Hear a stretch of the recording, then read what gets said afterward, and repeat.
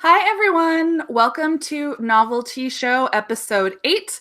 Today we are talking about pitch contests and mentorship. Before we kind of launch into it, we have an announcement. So we kind of teased this during the last show, but Novelty now has a Patreon because we are launching a podcast version of the show. Yay. So, yay! We kind of teased it last time because we thought it would take like a week to get our page approved. And then within 20 minutes of the last episode, Patreon was like, you're approved. So it's been up for 2 weeks. Thank you to everyone who's pledged so far. We have 15 patrons and we're so excited. We've met our first goal, which is what we needed to do to fund the initial startups of the podcast. So we're going to be launching that very soon. Yeah. Lainey got a new microphone. It's very exciting. So yeah, we're raring to go on that. And in fact, the topic for this episode was voted on by our patrons. So part of the patron perks is at any level of supporting us, you get to vote on topics that we're going to cover on our shows. And there's also a level where you can suggest topics and ask questions, because we're going to be doing a Patreon question of the week on the podcast and also sometimes on the live show. We need enough questions for that. And we don't have a ton so far, but we're really excited. Okay, so I should probably introduce myself. I'm Alexa Dunn, right? Who are we? Why are we here? I'm Alexa Dunn. You're on my channel.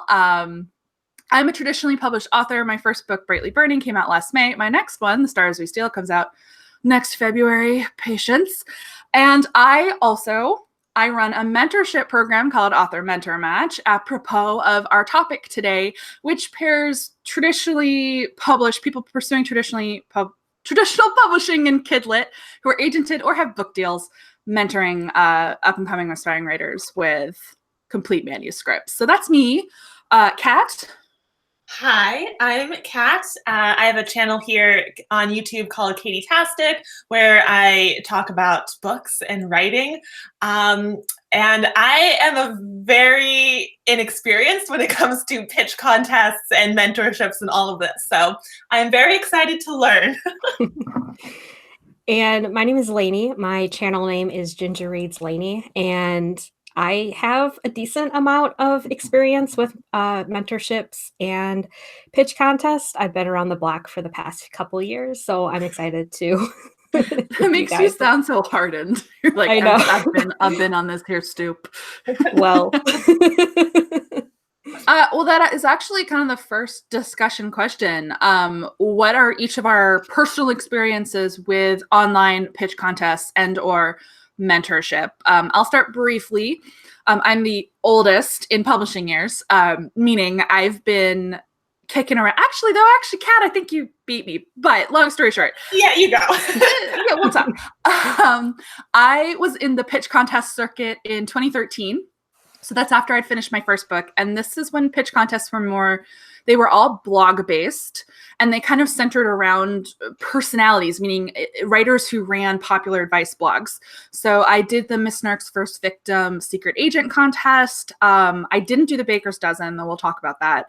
And then I did Pitch Madness, which was on Brenda Drake's blog. It was the one before Pitch Wars. And I also did The Writer's Voice, which was hosted across, I think, four or five different blogs. And I was on Krista Van Dolder's team. And that's how I got my agent, actually, through The Writer's Voice. So my first agent.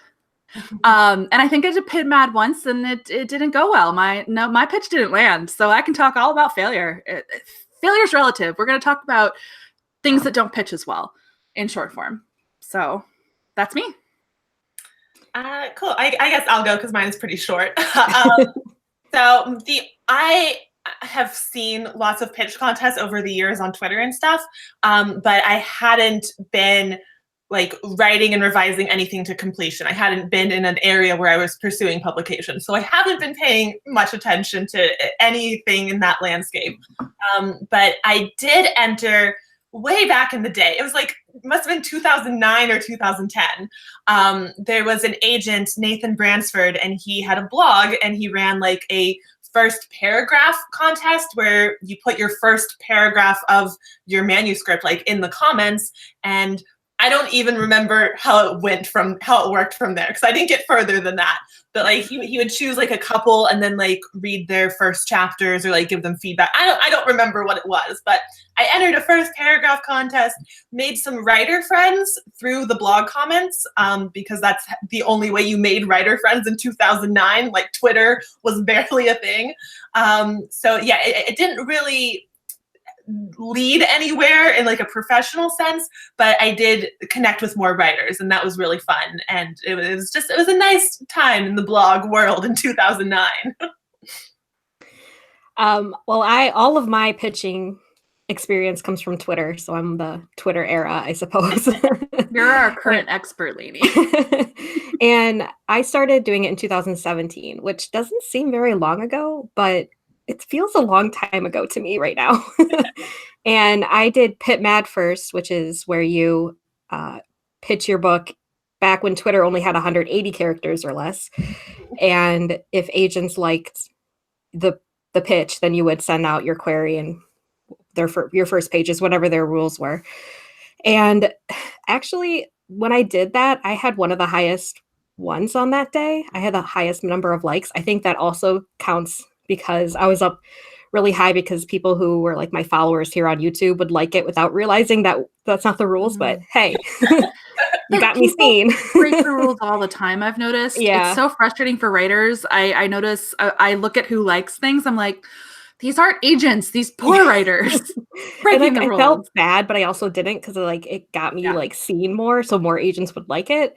Yeah. And then I totally choked when on the query stage of that pitch contest. And then I tried Pitch Wars that summer of 2017, and I did not get in. And then I cooled it until October of 2018 when I applied to Author Mentor Match, and I got in. Yay. Yep. And well, obviously we'll go into the nuances of the differences between these things.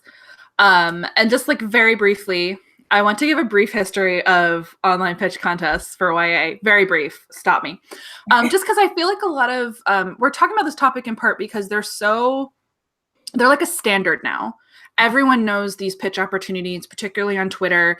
And I feel that there's this idea that if you don't participate in these things and go for these things and get into these things and do well in them, that like you're screwed. That like it's like the end of the world. So I just wanted to kind of, give a brief history of how these things came about, and that, they are not the end all be all. And Kat touched on it. Essentially, this started just on blogs. Mm-hmm. And it was it's just about like getting feedback, really. Yes, in a lot of cases. And then it kind of evolved on Miss Nark's First Victim blog, Secret Agent. So she'd pick, it was in fact, I believe it was random. She'd randomly pick like 30 people who applied and just stick their query up on her blog. And then the secret agent would go through, comment on every single one anonymously with like just their feedback. It was like a feedback contest. And then it was gravy if they wanted to request your manuscript, and they would pick a winner who would get a full request.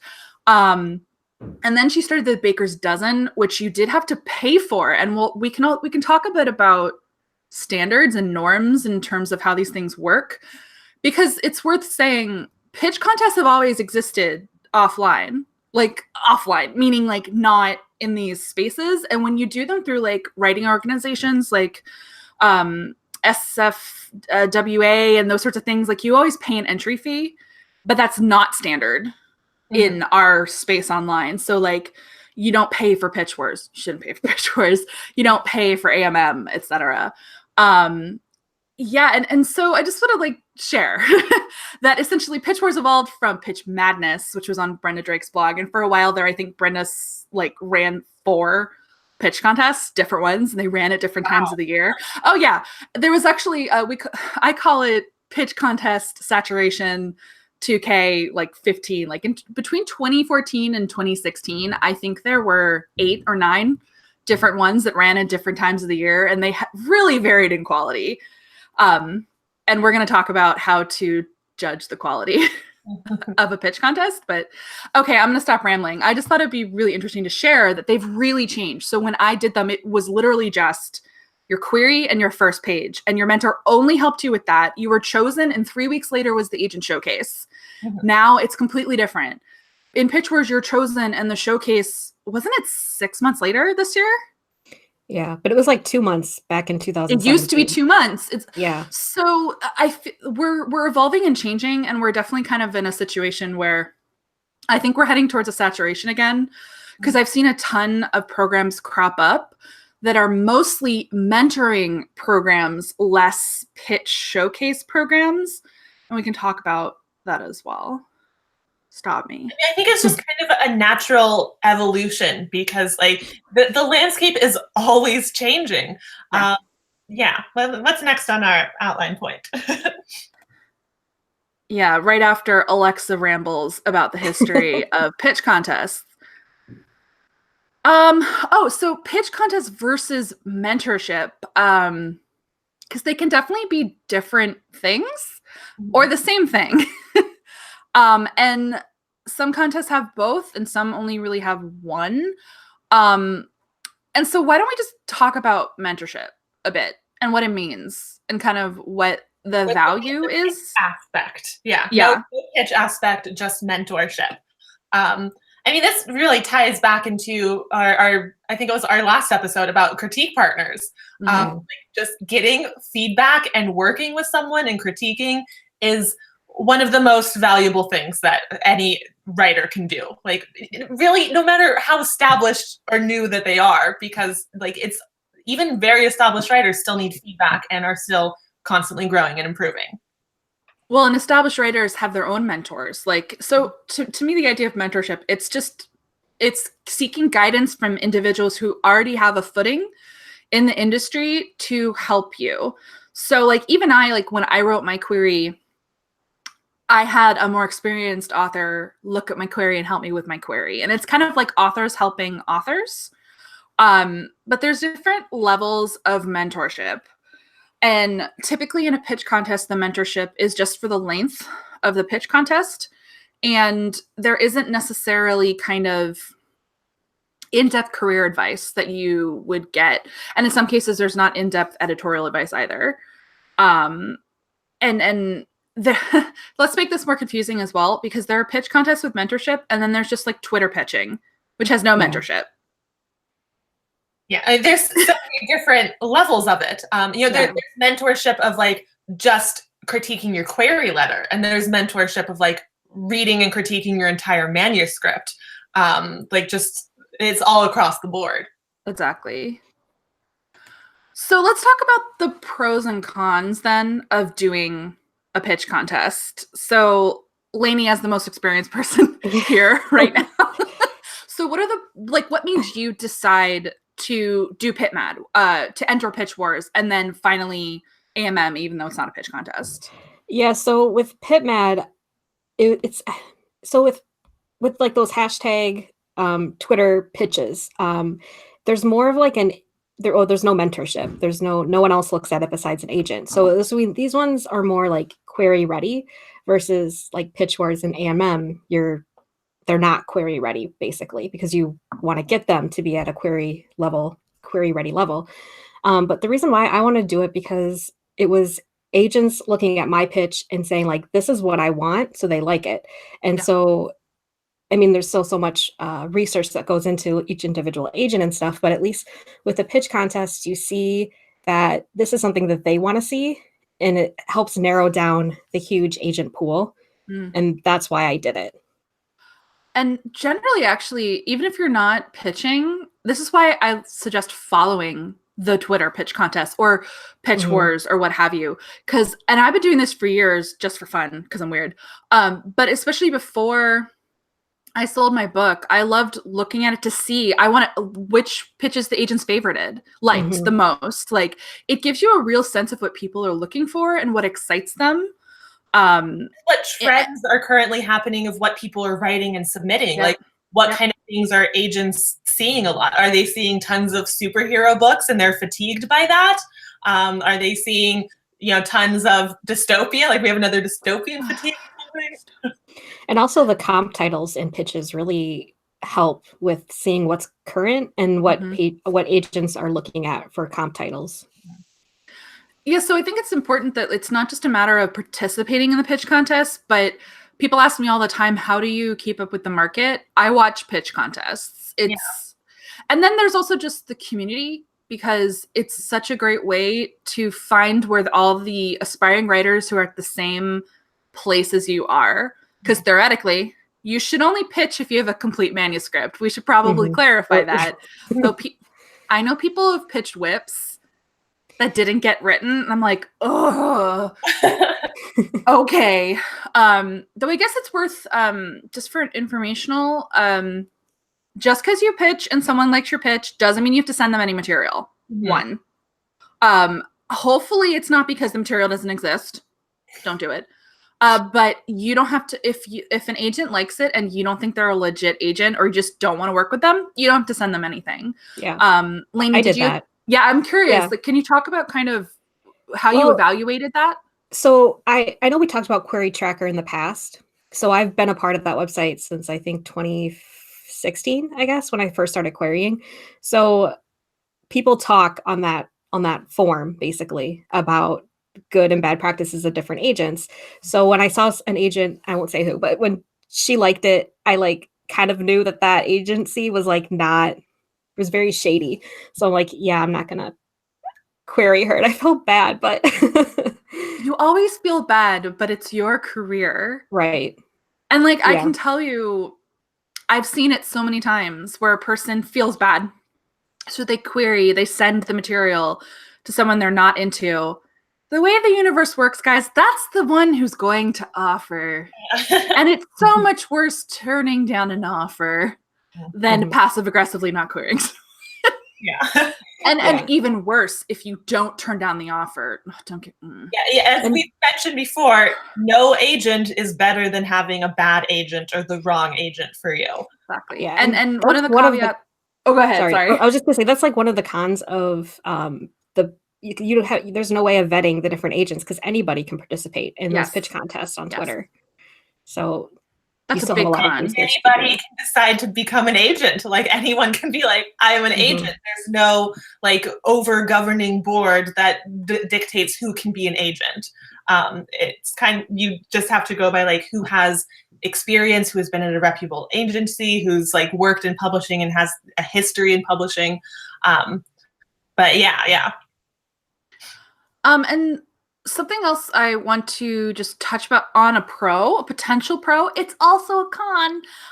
These pitch contests often create a feeding frenzy, meaning the agents are primed to be looking for material during these specific windows, whether it's a day on Twitter for PitMad or it's the Pitch War showcase or what have you.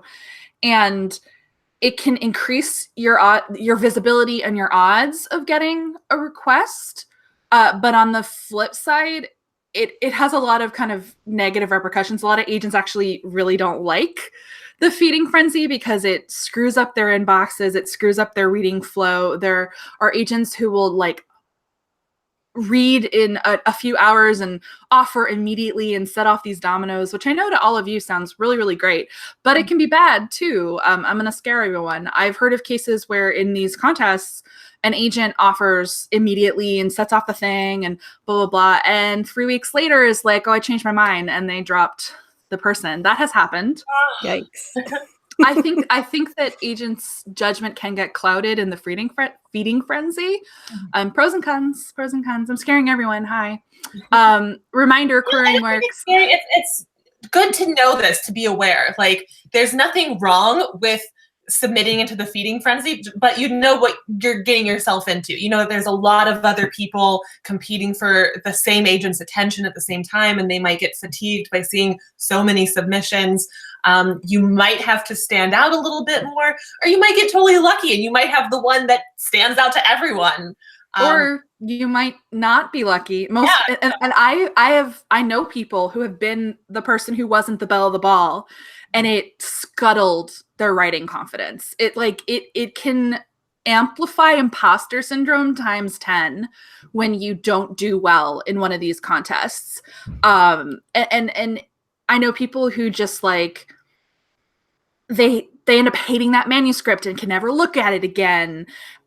And also I should mention, once you do one of these, you almost always, I almost said something really graphic. You're shooting your shot is how I'm going to put it on that book.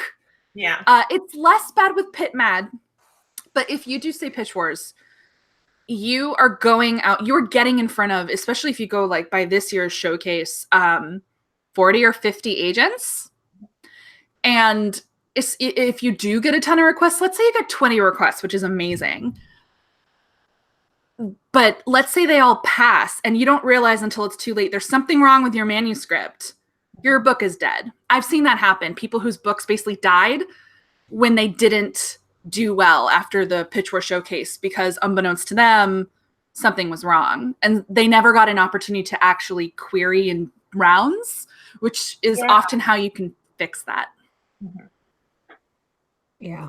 Lainey, talk about some pros, please, because I'm just like hitting people with real talk. I have nothing against pitch contests. Literally found my agent in one, but I've seen both sides. I have friends who won Pitch Wars, who then got 6-figure book deals, and everything turned out really, really great. And I have friends who washed out on a manuscript as well. So I think one of the dangers is kind of entering a pitch contest because it seems more casual and easy than querying, but it really is at the same level of querying. You are presenting yourself to an agent and trying to see if they're interested in working with you. And you're choosing to do like a Twitter pitch in this feeding frenzy over a standard query. It's not like you get to do both to the same agent, really, in a lot of cases. But let's hear some more pros. I mean, I think a lot of it especially with PitMad, it's like you have to send the right tweet at the right time, because you can send 3, I think it's like 3 or 4 maybe throughout the day. I think it was 3 when I did it. But I did one like right away in the morning, and that's the one that took off. And then I did 2 varying pitches that were different than the first one throughout the day, and they didn't do nearly as well. But West Coast people get real screwed. Yeah, but like I was so nervous when I did it, because again, it's part of the cons. Like, what if I don't do well? Like, that's going to be like a huge, what am I trying to say? To my like ego, like a huge, like I would have been like hella embarrassed if I did horrible, just because like I have a lot of followers on Twitter. So I think I got like 2 or 3 total likes when I did Pit Mad. It is very embarrassing. I won't lie. Yeah, I mean, I was like scared of that, and like, but my first pitch did very, very well, and like I was like on cloud 9, which is a pro. Like I was feeling myself, even though the next step I didn't do very well. But for that whole day, I was like feeling so confident about my writing. It was the validation. Yeah, I mean, as writers, we need validation, so it was nice feeling that. Basically. And so you're always taking the gamble of whether or not you're going to get the validation or you're going to get a kick in the face. Yeah. And let's talk, some books don't pitch well. On Twitter, I should say. Yeah.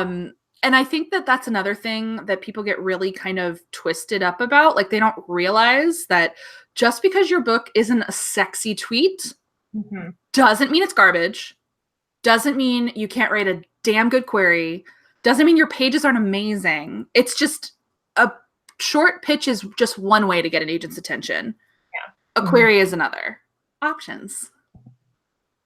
I mean, especially if you're writing like a complicated high fantasy, boiling that down into 280 characters or less, because you need your hashtags in there too. Like, it can be very difficult. Like, I've noticed from a kind of an outsider perspective, just because I follow a lot of people in the publishing industry, so I see a lot of these tweets being liked and retweeted when the pitch contests are happening.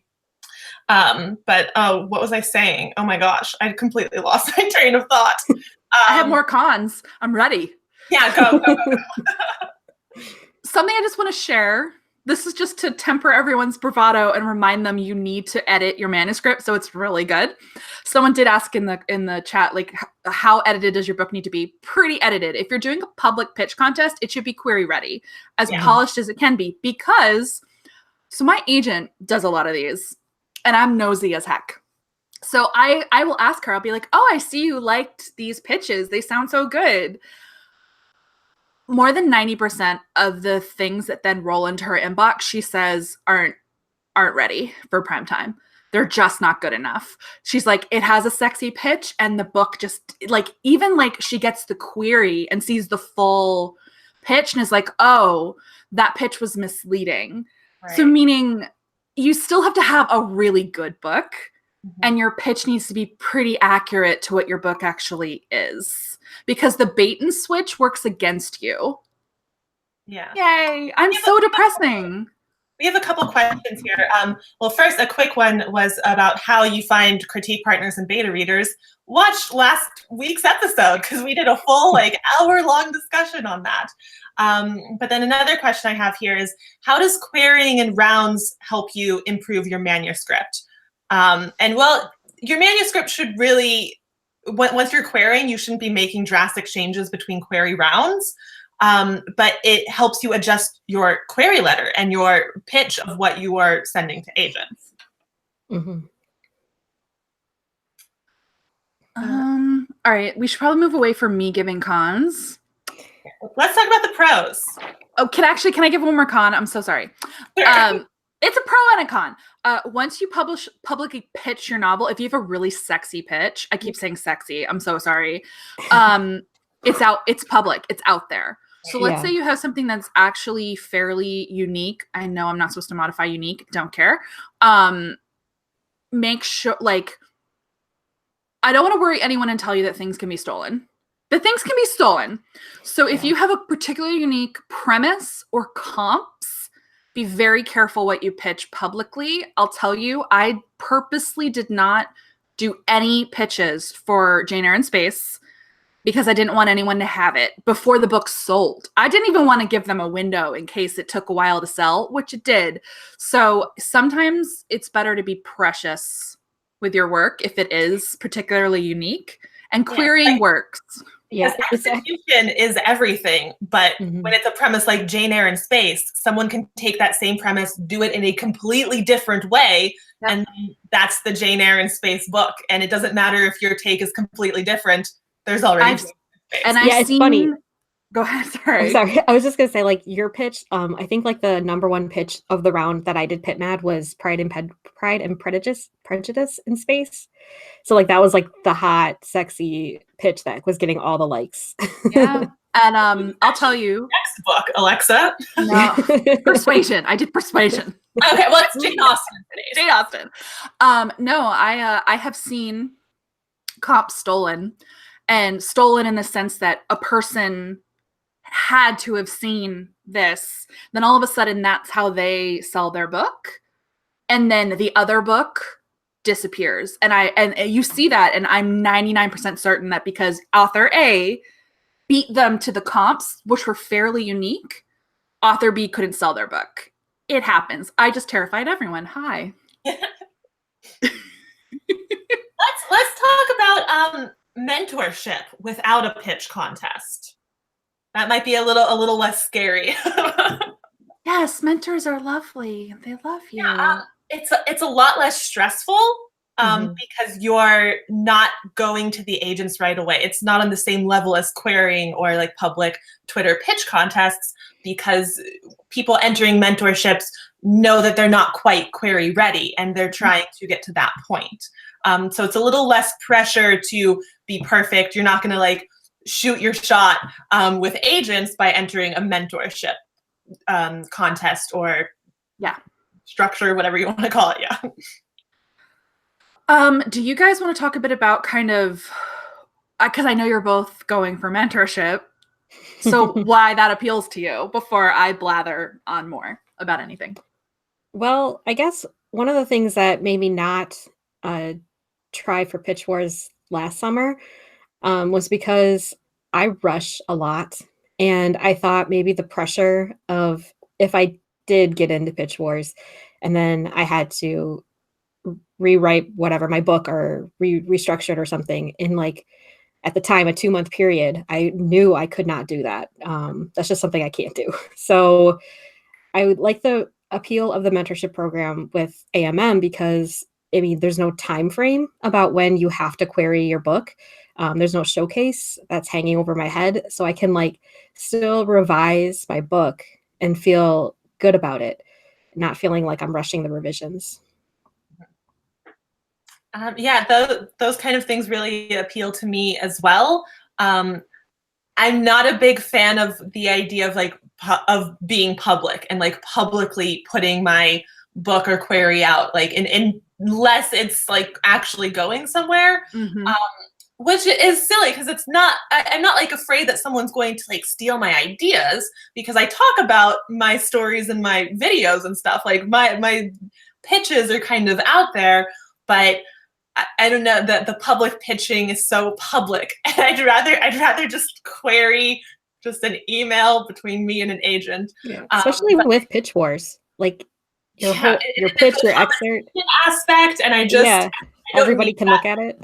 Yeah, I don't need that kind of stress in my life. But like a mentorship thing, yeah, you are kind of submitting, and like several people might be reading your stuff and like looking at it, and like other people are seeing it, but it's not quite at that like professional commitment level that a query, like getting it to an agent is.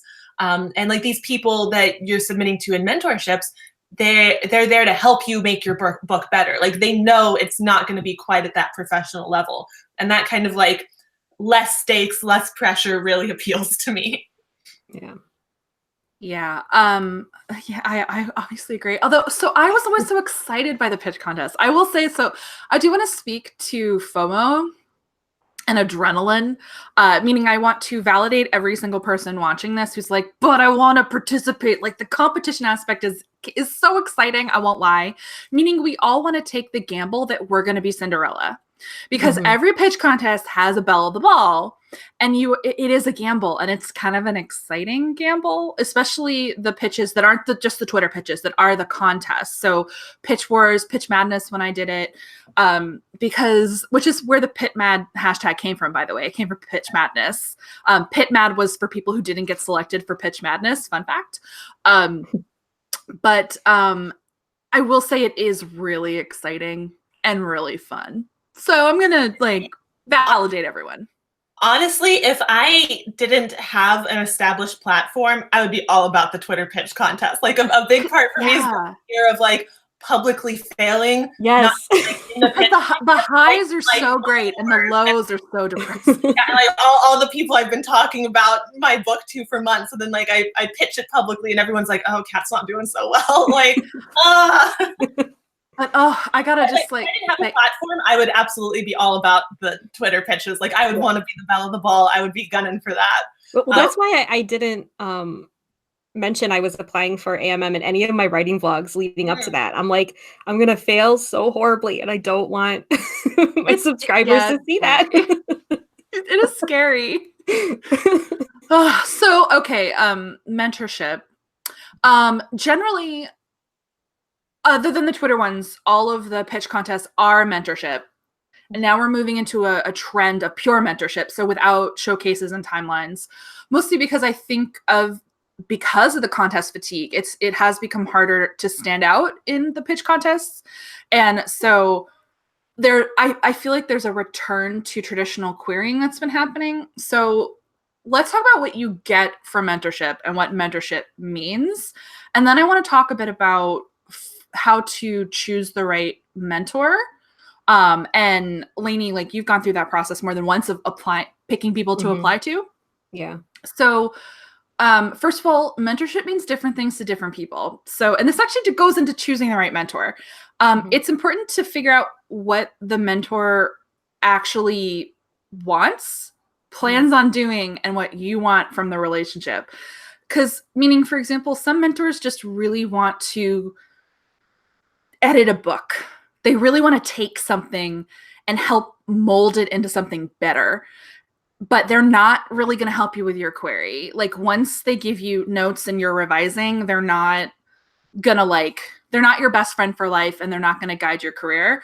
There are other mentors who want to do less editorial work and like all the career stuff. And so there's kind of different mentorship you can get. And it's similar to agents have different levels of like how yes. they are, how much editing they do. A mentorship is a very similar thing, except it's not an agent, it's a more established author, writer, helping guide you through the beginning stages that they themselves just recently went through. Yeah. And I'll say that I personally feel that the most valuable mentorship, the mentorship that should be given in our industry, is a combination of both. I personally don't think editorial guidance on a manuscript is worth as much without help with all the other stuff, because you can just find a really good critique partner to help you whip your book into shape. And one of the reasons I created AMM is for all the other stuff. It's to have a professional who has a good agent, who's been around the block a little, who knows things, because so much of publishing is spoken, it's all private. People don't publicly say all the things about agents and shady things, who can be there as a resource. Like, to me, that's really critical and important. And that is the point of AMM. It's long-term guidance, because what does break my heart in these pitch things is when schmeagents are participating either on Twitter or in the showcase and no one is there to guide the writer. If they are new enough to not know how to research these things or how to spot red flags. So to me, that's really, really critical and important. And so now we can get into how to evaluate mentorship and pitch contests and pick out mentors and all that jazz.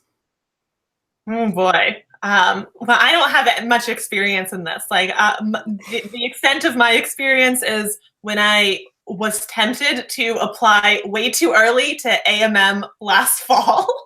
And I just like read a bunch of the profiles and like saw who was looking for what, and like, oh, I would submit to them. But then like I had finished my zero draft like 2 weeks ago, and I was like, I can't submit anything right now. Bless you. Yeah. I'm working on revisions now, and I'm hoping to be done enough that I can submit to the next round of AMM, which is, oh my God, March 1st through 5th. Like 2 freaking weeks away from here. So I believe in you. Yeah. But Lainey, you did the whole thing of like and choosing and stuff. So what were your qualifications? Like, what were you looking for?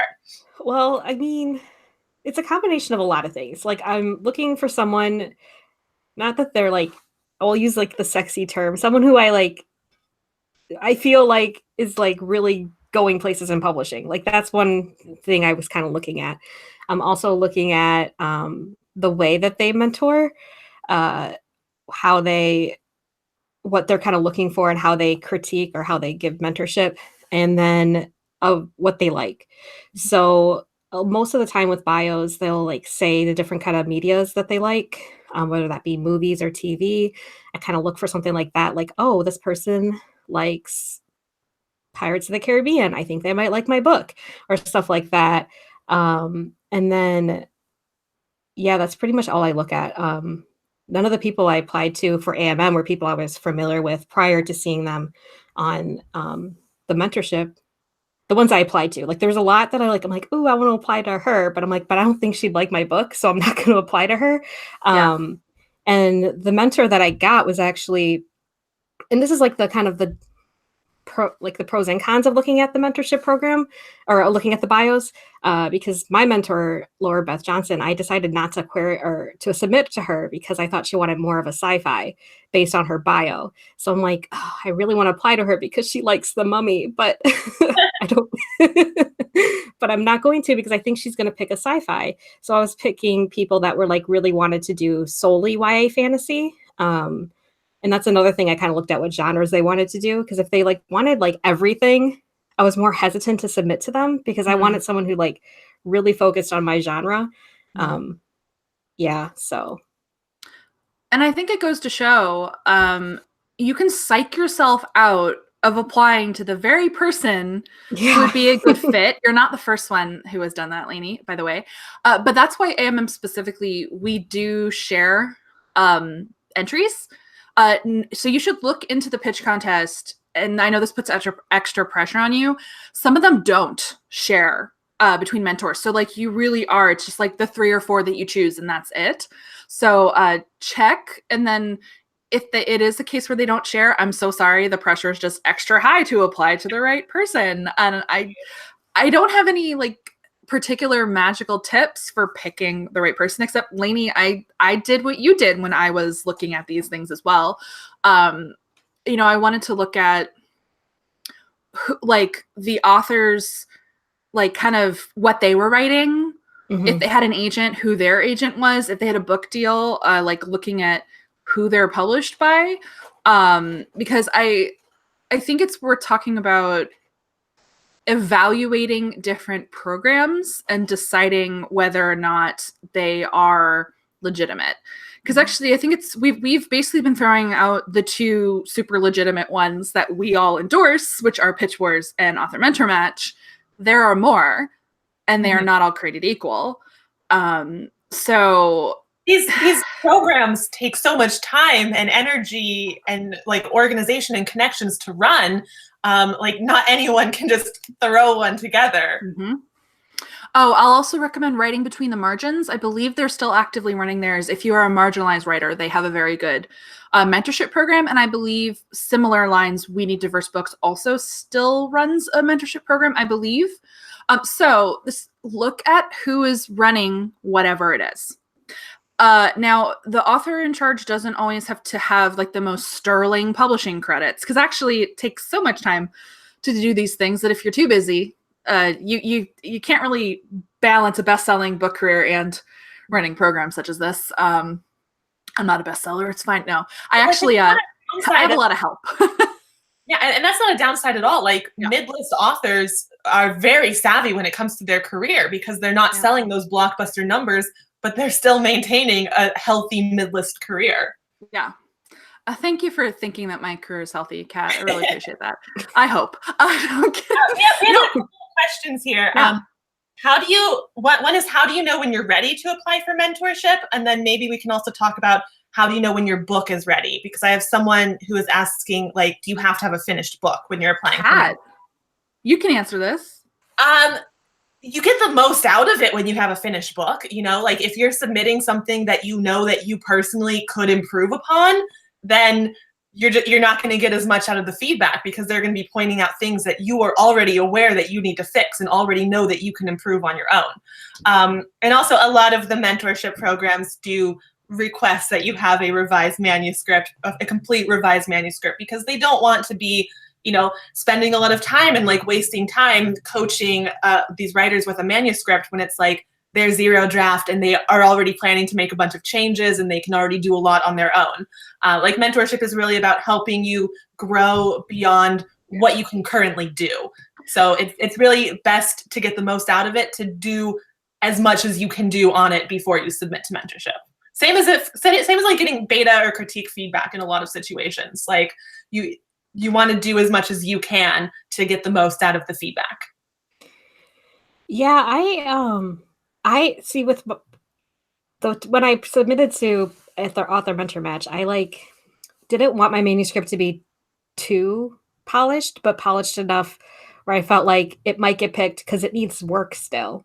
Yeah, yeah. It don't have to be perfect. Because it does not have to be perfect. If it's too perfect, we'll just tell you to query. Yeah. So I didn't want, you're not supposed to submit a query ready most of the time to AMM because that's what the mentorship is there for. They're supposed to help you get it to that level. So I felt like I was at the perfect position. It was my second draft I submitted. I think if I would have done too many drafts before I submitted, I don't know, I think I would have been too close to it, having done that many revisions, but also I just lost my train of thought.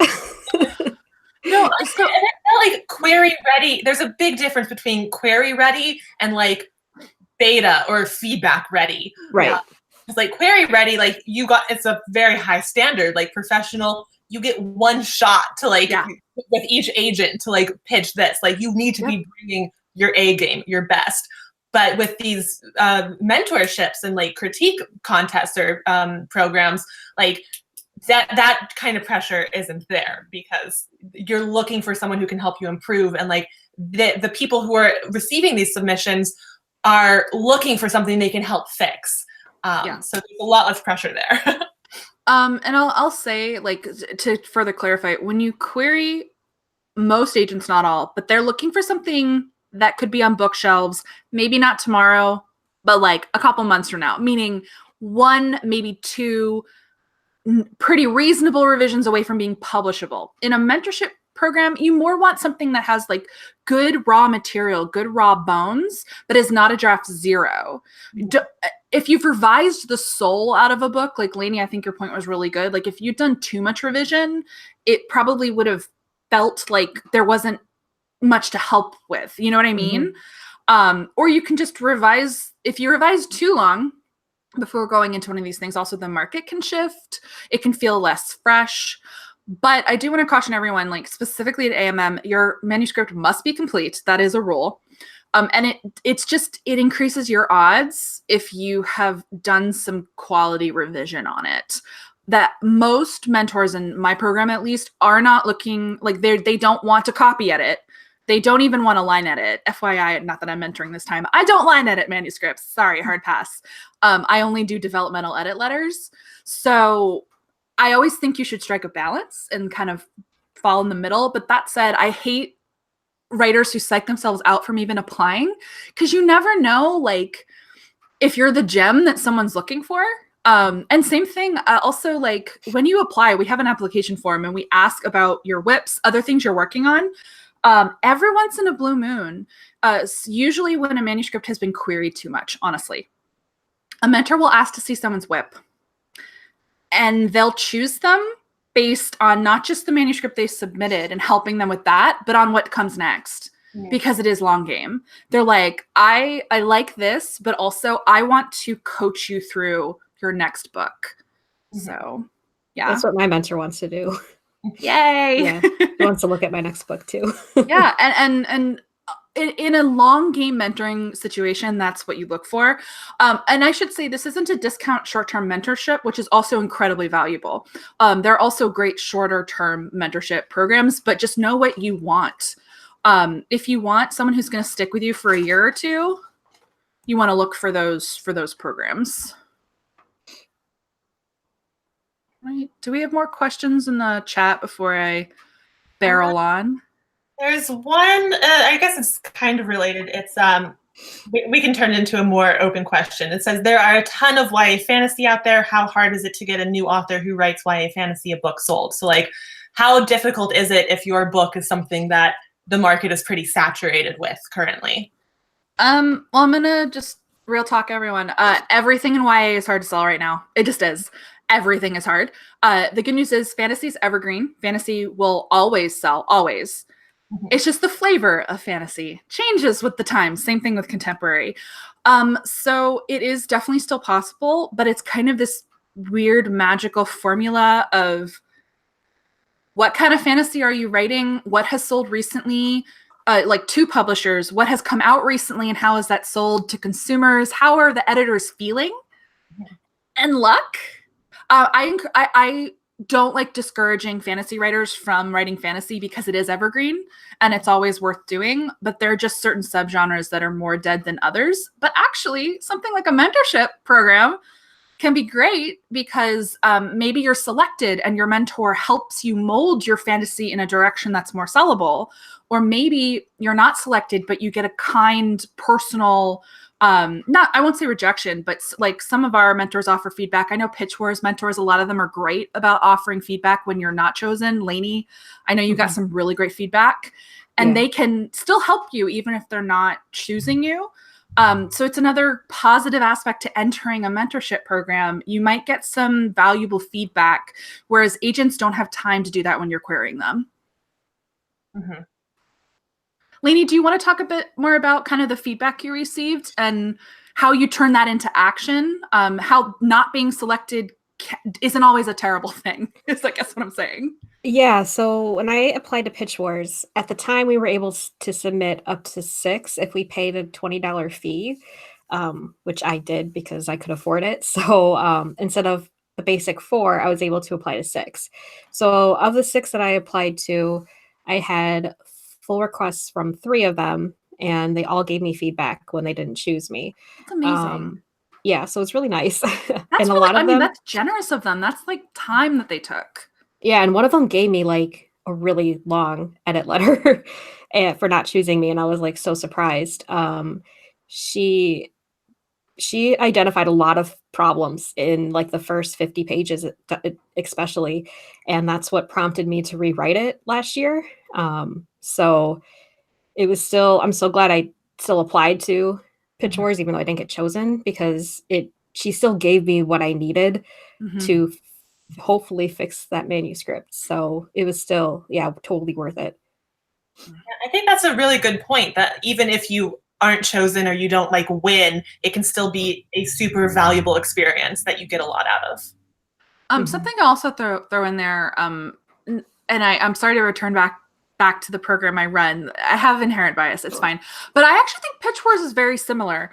Just because you're not chosen one year or for us rounds doesn't mean you won't get chosen.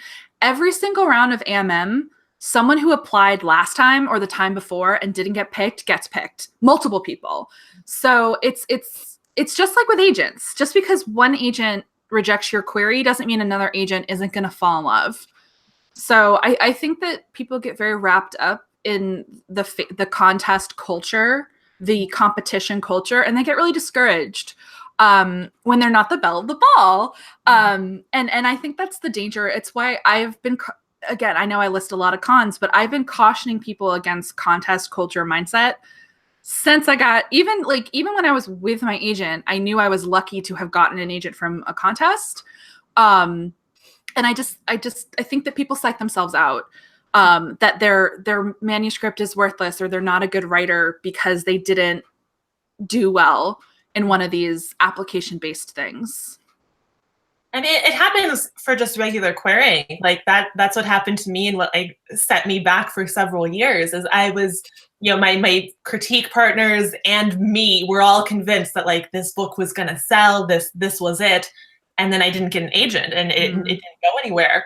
And that alone is just a blow to the self-esteem. But when like you and everyone in your support system like really believes it's gonna happen and is like really in that mindset, like it hit me really hard. So yeah, that's another reason why I'm scared of pitch contests too, because I'm like, I can't deal with any rejection whatsoever. So I just Kat, yeah, well, we're gonna actually do that.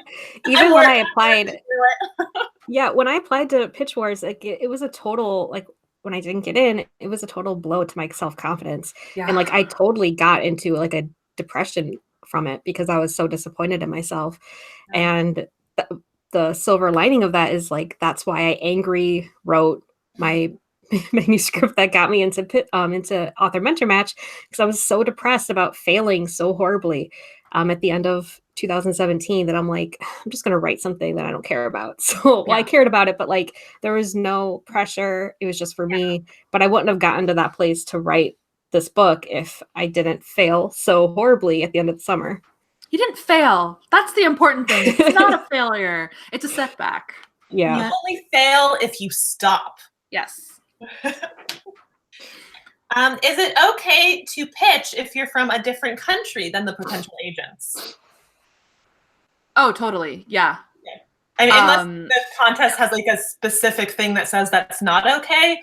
But yeah, if you're writing in English and you want to be published in the US with a US agent, then yeah, that's who you query no matter where you're from. Yeah, I'll say that if you get representation and then you sell your book, it gets complicated with taxes, but that's a later problem. And I also will say that markets are different. So like if you want to sell in the US market, look at where the agents are based and make sure they're US based agents who are reputable and good at their jobs. Whereas like the UK market works very differently. And then like if that's where you want to be published, especially if you're a Commonwealth editor, so you're from one of the Commonwealth countries, look and see if they have reputable UK agents, because it is different. Just want to point that out. Mm-hmm.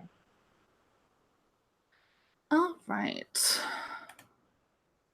And just generally, actually, just while we're talking about agents, this is more for the pitch contest, not the Twitter ones, unless it's DV Pit, which does list participating agents, officially participating agents. but this comes up with Pitch Wars and some of the other ones that have showcase or agent components. Look at the agents participating. You do need to do your due diligence of vetting. And it can be, you can often judge whether opportunity is the right one for you, if it's something that you want to put yourself out there publicly in, by looking at the agents. Because if too many of them aren't great or aren't people you would want to be represented by, I say don't participate, because that's just my personal feeling on it. I think that a program that has too many shady agents indicates there's something wrong with the program. And why would you want to be mentored by that program, or why would you want to pitch in that one? DVPIP, by the way, always has great agents. That was just an example because I know that they vet agents who participate. They can't control everyone who does, but they do vet officially participating agents. I want to say that research in general is very important. Like, if this is something that's important to you, then don't be scared of like doing the work and doing the research. Like, yeah, you can just look at the list of AMM mentees and just choose like 3 at random that match your genres and just send it off. But you really will get a lot more out of it if you are taking the time to read through the profiles and to think about what a partnership with each one of these people could be like. And to really, like, if you really care about it, don't be afraid to put the time in and do the research. Agree. Sorry, I have like cats all over me. That's great. Is there anything else you want to close on? Are there any final questions or points to be made?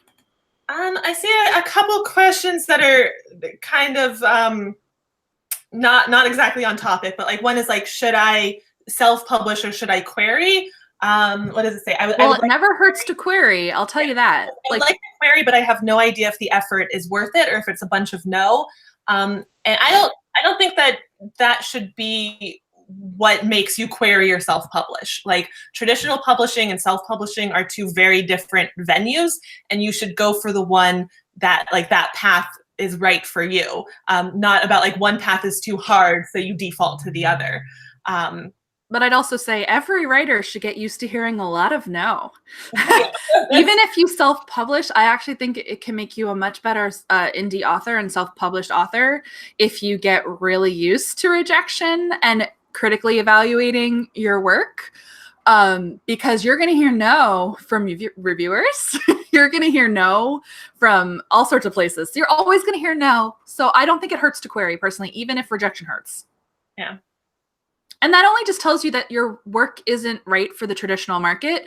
It also might mean you need to reevaluate your work editorially, which you should always do before you self-publish. You should hire an editor and do all that stuff. But yeah.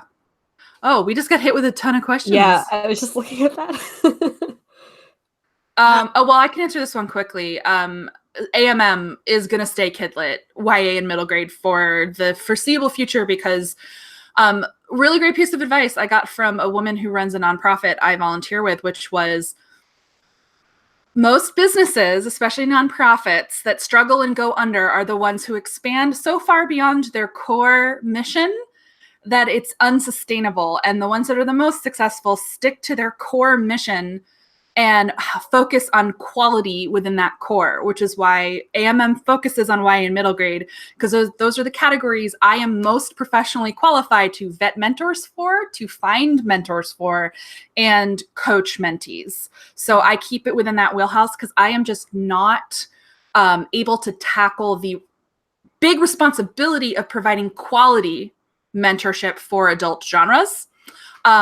I push people who do adult to Pitch Wars. It's the best option right now. They have a good list of adult mentors, but I really wish someone would create an AMM equivalent of adult. I think it'd be great. Yeah, it's just not quite your wheelhouse. So I don't understand it. And I don't have the contacts. So much of AMM, if you want to get a sense of how I do this, I draw on my personal network a lot. It's recommendations from friends. I trust them to say this person is good people. They're going to be a quality mentor, because it really matters to me that everyone is going to provide as good an experience as possible to their mentees. And I'll tell you, like, in the cases where something doesn't work out super great, I fix it. I always make sure that mentees get good experiences, and that's a lot of work. And I stick to my expertise. Yeah. One final question is about, like, how do you figure out which path is you for self-publishing or traditional? That's a whole other topic. Yeah. Well, and you know what? If you join our Patreon, you could suggest that topic and we'll put it in a poll. And actually, like, full disclosure, we're already talking about doing that as one of our podcast episodes, discussing that in depth. Yeah, so that will be happening soon. But yeah, not quite something we can really get into that whole discussion right now because it's a big answer. And also, I should say, way back in the beginning, someone asked how the live show will be different from the podcast. It'll be edited, so I won't be talking over anyone, which is so great. And yeah, they'll just we'll pick topics that work better in a podcast format for the most part. We're going to try to, keep both streams nice and healthy and helpful to everyone. Yeah, and like the podcast is nice because, like, we like doing these live shows at noon on Sunday, but the podcast we can record anytime. And it doesn't matter what we look like or how the lighting is. We're flexible there. So like, while we only do the show every other week, we're hoping that once we figure out what exactly we're doing, we can put out the podcast episodes more frequently. Yeah. Any last bits of wisdom about pitch contests and mentorships before we wrap up? It's scary. It's scary, but worth it. Advice. That's not anything. Yeah. It's scary, but worth it. Because it is like, whether you win or lose, like, it's a valuable experience. And it's a learning thing as part of your, like, aspiring author journey. It's not something you have to do. It's not like every author has to participate in this. It's not like a requirement at all, but it is very helpful. And I'm looking forward to hopefully applying to AMM in a couple weeks if I can get my revisions together in time. No pressure. No, I agree. And also, I don't think you will ever regret the time you put in polishing your work to apply to any such program. Even if you're not chosen, you've done some good quality revision work or you've workshopped your query. I don't think you'll ever regret that. Yeah.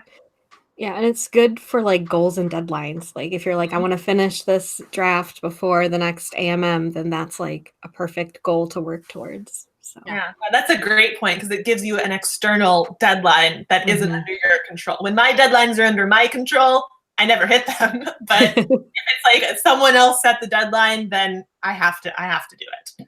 I saw one quick question that I just want to say. Will the podcast be free to access? Yes. Our live shows and the podcast will always be free for anyone to access. But if you are able to support us and you want to support us on Patreon, we appreciate that very much. Yep. And it's patreon.com/noveltea show is our Patreon URL, which is also down below in the description box. Okay, let's wrap it up. We will be on Lainey's channel in 2 weeks. I don't know if we have a topic, but there will be a poll on Patreon for it. And we're going to figure it out. Yeah. All right. All right. Thank you so much, everyone, for being here. Great questions. And we'll catch you next time. Ooh. Good luck with any pitch contests. Yeah.